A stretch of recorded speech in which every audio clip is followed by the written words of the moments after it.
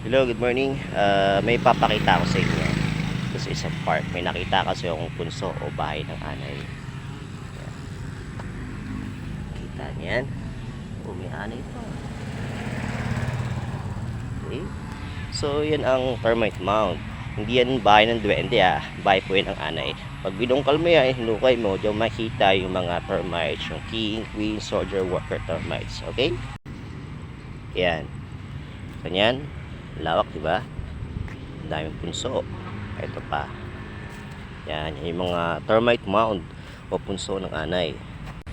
Nag-jogging kasi ako dito sa isang park. So, napansin ko ang daming anay, punso dito.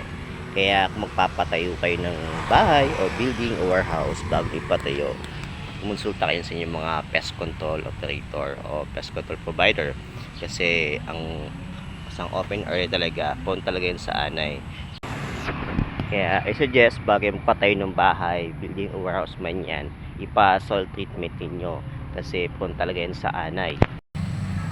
During pre-construction kasi o bago itayo yung bahay, yun yung pinaka perfect timing para mag-conduct ng soil treatment.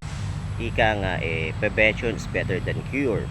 Kapag nakapasok na kasi ang anay sa loob ng bahay o building man yan, mas malaki ang expense o gastos kasi magbabayad ka ng pest control, ikalawa yung mga nasira na kahoy, cider cabinet, ceiling man yan. So, kailangan mo palitan. So, doble ang gastos, di ba?